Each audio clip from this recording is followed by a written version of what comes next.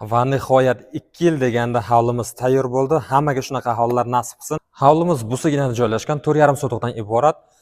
Birinchi, ikkinchi etaj va pol podvali bor, 7 ta xonasi bor. Bizlar hozir hovli qismida turibmiz. Mana shunaqa zelenoy zona bor. Darvozaxona, 3 ta mashina kirish uchun joyi bor. Bu yerda letniya kuxnya, basseyn, devorlar polnisi atachenta qilingan, jimchujni va pasti chokol naturalniy granitdan bo'lyapti. Ana endi birinchi qavatini syomkasini qilamiz. Qani ket. Uyimizni ham birinchi qavatiga ham kirib oldik. Mana shunaqa kattagina hol bizlarni kutib oladi. Bu yerda bizlarda mehmonxona bo'lyapti. Birinchi qavatimizda oshxona, mehmonxona, kattalar yotoqxonasi va 2 ta sanuzl joylashgan. Bundan tashqari garaj ham bor do'stlar. Mana bu yer bizlarda oshxona bo'lyapti. Juda ham chiroyli mebellarni kombinatsiyasini qilgan va astrovok o'rnatilgan do'stlar. Mana bu yerda esa bizlarda garaj bo'lyapti. Uyimiz polностью hamma yerda kamera bor. Wi-Fi bilan ishlaydi va mana bu yerda bizlarda общий sanuzl bitta baho berib o'tinglar. Juda ham chiroyli qilingan did bilan. Mana bu yer esa bizlarda kattalar yotoqxonasi juda ham katta, chiroyli remont qilingan. O'zini отдельный sanuzli bor do'stlar. Mana shunaqa chiroyli sanuzl bo'lyapti. Ana endi ikkinchi qavatni boshlaymiz. Ikkinchi qavatimizda mana shunaqa kattagina hol bor.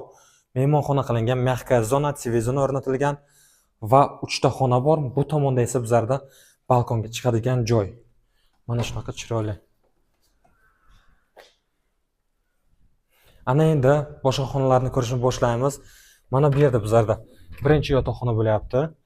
Отдельный o'zini sanuzli bor. Birinchi marta kelib ko'rganimda akamizga savol beryapmanki, aka siz bundan oldin gostinitsa qurmaganmisiz deb. Navaki har bitta xonasida o'zini sanuzli bor. Bu yerda yana bitta yotoqxona bo'lyapti va bu yerda ham отдельный o'zini sanuzli bor. Ahamiyat bering, xonalari katta-katta, sanuzllari katta-katta bo'lyapti. Juda ham qulay.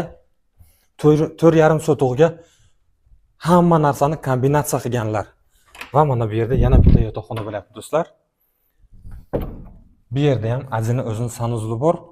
Ana endi podval qismini syomkasini qilamiz.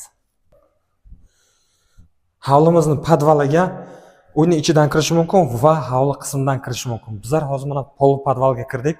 Mana shunaqa yevro remont qilingan hol bo'lyapti. Детская площадка, sport zal qilish mumkin. Va mana bu yerda bizlarda холодная комната bo'lyapti. Bu yerda butilkalarni qo'yish mumkin. Mana shunaqa chiroyli qilib mebellarni ham qo'yganlar va mana bu yerda отдельно холодная комната bo'lyapti. Qo'shimcha bu yerda go'sht saqlash uchun juda ham zo'r qilingan. Ana endi boshqa xonalarini ko'rishni boshlaymiz. Mana bu yerda bizlarda prachечная bo'lyapti.